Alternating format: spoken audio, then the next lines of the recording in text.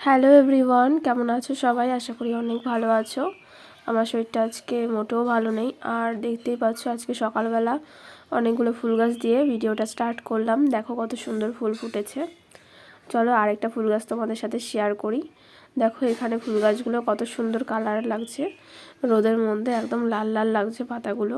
আর আজকে কিন্তু যাব একটু হসপিটালে। আর হঠাৎ করে কেন আমাকে হসপিটালে যেতে হচ্ছে পুরো ব্লগটা দেখো, তাহলে অবশ্যই বুঝতে পারবে।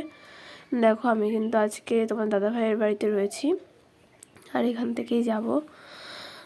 আর একটু তাড়াতাড়ি করে ঘুম থেকে উঠেছি, বললাম তো যে শরীরটাও ভালো না আর হসপিটালে যেতে হবে আমাকে। তো আমি এখন হাত মুখ ধুয়ে নেব, আগে ভালো করে ব্রাশ করব, ব্রাশ করিনি এখনও যদিও। আর ব্রাশ করে তারপরে চেঞ্জ করে আমি ঘরে চলে আসব। তারপর আমি আর তোমাদের দাদাভাই মিলে যাব একটু হসপিটালে। আর দেখো আমি ঘরে চলে এসেছি চেঞ্জ করে, তো একটু চুল বেঁধে নিয়েছি। আর ঘর পিছনে দেখো বিছানার কি অবস্থা, তো বিছানাটা গোছানো হয়নি, ঘুম থেকে উঠে পড়েছিলাম।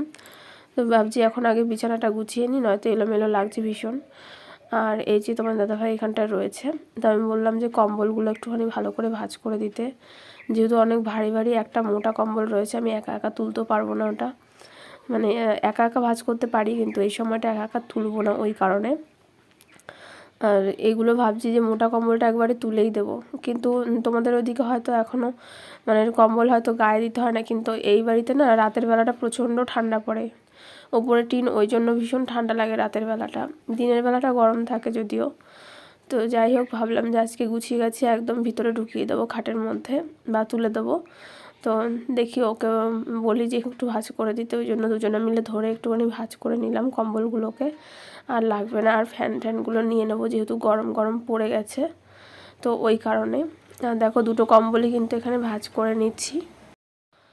তারপর আমি বিছানাটা গুছিয়ে নিলাম, মশারি বালিশ যা ছিল সেগুলো, আর বিছানাটা পরিষ্কার করে গুছিয়ে নিয়েছি। আর তারপরে আজকে কিন্তু না খেয়ে আমাকে যেতে হবে হসপিটালে। কারণটা হচ্ছে কি, আজকে আমার রক্ত দিতে হবে হসপিটালে। তোমরা জানো যে অনেকেই হসপিটালে কার্ড করতে হয় প্রেগনেন্সি সময়টুকু, ওই কারণে। আর তাছাড়া আমার শরীরটাও ভীষণই খারাপ, মানে ভয়েস দিতে পারছি না ঠিকঠাক। তোমরা আমার ভয়েসটা শুনে বুঝতেই পারছো। আর দেখো কথা বলতে বলতে কিন্তু চলে আসলাম হসপিটালে। আর এটা হচ্ছে নবদ্বীপ হসপিটাল, যেটাই যে তোমাদেরকে দেখিয়ে দিলাম। তো চলো ভেতরে যাওয়া যাক। আর ভেতরে কিন্তু ভিডিও অ্যালাউ নেই ওখানটায়, ওই জন্য আর ভিডিও করতে পারবো না। তো যাই হোক, একবার বাড়ি এসে আবার তোমাদের সাথে দেখা করছি। রক্ত দিয়ে দেখো বাড়িতে চলে এসেছি। আর আমার হাতে প্রচণ্ড ব্যথা, 3বার সূচ ফুটিয়েছে, তাও নাকি আমার শিরা খুঁজে পাচ্ছে না। এই যে ডান হাতটায় এত ব্যথা, তারপরে বাঁ হাত থেকে নিল, মানে আমি থাকতে পারছি না, এত যন্ত্রণা করছে। কিন্তু যখন আমি কালনায় ডাক্তার দেখাই, ওখানে মানে যে ডক্টর আমি দেখাচ্ছি প্রেগনেন্সিতে, সেখানে কিন্তু ওরা একবারই ভালোভাবে নিয়ে নেয়, যদিও তাদের হয়তো প্র্যাকটিস আছে ভালোভাবে, জানি না এখানে কি হলো। 3বার হাতে সূচ ফুটালো, তাও বলছে পাচ্ছি না, 4বার সূচ ফুটিয়েছে টোটাল। আর প্রচণ্ড ব্যথা। দেখো এখন একটু রেডি হয়ে নিয়েছি, বলতে এক জায়গায় যাওয়ার আছে নবদ্বীপে একটা মাসির বাড়িতে। তো একটা দিদিভাইয়ের ছেলের হচ্ছে অন্নপ্রাশন আজকে, তো ওখানেই যাচ্ছি। দেখতে থাকো, ভিডিওটা কন্টিনিউ করো। আমি আর তোমার দাদাভাই মিলে যাচ্ছি। তো ওটা হচ্ছে আমার একটা সম্পর্কে যাওয়া হবে, ওর ছেলে, ওর আজকে হচ্ছে অন্নপ্রাশন। আর শরীরটা যতই খারাপ হোক যেতে তো হবেই, নয়তো আবার ভাববে যে কেন যায়নি বা কিছু, ওই কারণে।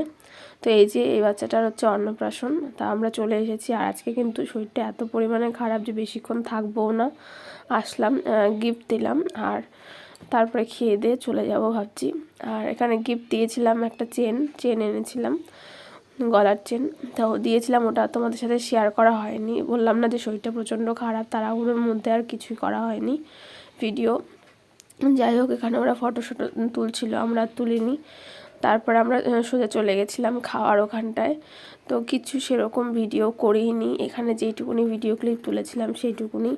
নয়তো তোমরা দেখেছো যে আমার ভ্লগের মোটামুটি আমি 8 থেকে 10 মিনিটের মতো ভিডিও শ্যুট করি, তোমাদের সাথে শেয়ার করি। তো আজকে কিন্তু একদমই ছোট্ট একটা ভ্লগ দিচ্ছি তোমাদের সাথে।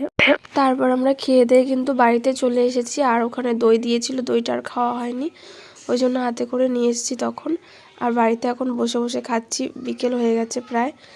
আর আজকের ভ্লগটা আর বেশি বড় করছি না, কারণ আমি ভয়েস দিতে পারছি না। তো আজকে ভ্লগটা এখানেই শেষ করছি। টাটা, নেক্সট ডে আবার দেখা হবে।